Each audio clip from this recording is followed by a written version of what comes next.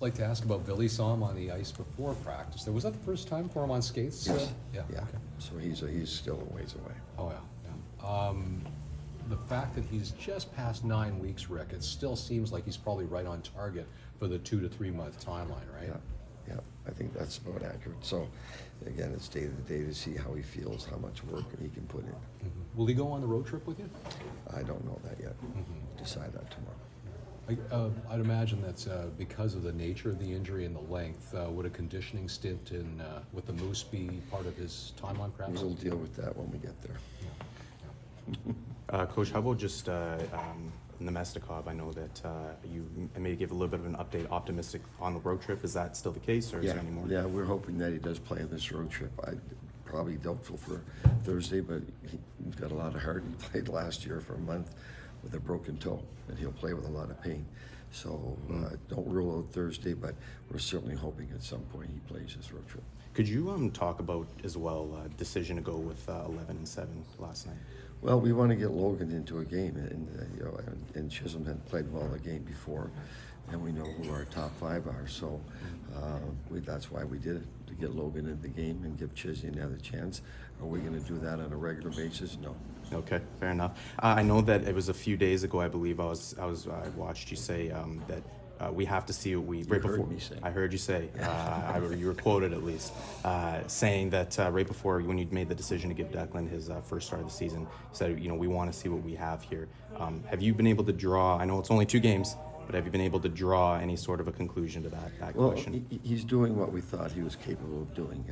He's a great skater, and he has excellent puck skills, and he moves it well. So that's what we're seeing. So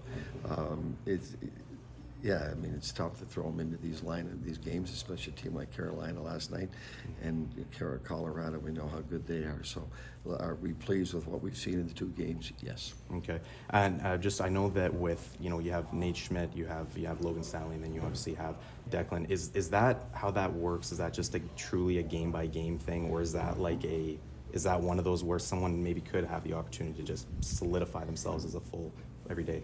Well, at this time, it is a game-to-game thing. We're not going to let Nate Schmidt, a veteran, sit out very long either. Sure. It's not fair to him. So, listen, with 8 defense and you want them all playing, it's a juggling act. There's no question. But we'll always go on the ice with the best lineup that we feel gives us the chance to win that night. What can you say about the military appreciation game yesterday and the players staying on the ice after the game and shaking hands and taking autographs and taking pictures with all those guys and men and women of the Canadian military? Yeah, I know. I thought it was wonderful. And these people, they give their lives to the country, and their service is certainly appreciated by all. And it's great that our players are able to go there and interact with them and spend a little time with them to show that appreciation and to thank them. What did you think of the jerseys you guys wore yesterday for the first time? I like them. They look sharp, a little different, so nothing wrong with that. No, they did a great job with the jerseys, and I thought they looked really nice. And brings something a little bit different, but I'm curious if there's one piece to the Scheifele, Ehlers, Connor line that makes them tick, that makes them go. I know they're all slightly different players, but is there one underlying thing that they all need to be doing, whether that's speed or otherwise, that allows them to create the opportunities that they did last night against a really good team? They all have a very high offensive IQs, and they read off each other very well. And they're able to make plays in top speed. Some guys have to slow up a little bit to see the ice and make those plays. All 3 of those guys can be at top speed and see the play and make it happen. So it's their elite offensive IQs that make it work right now.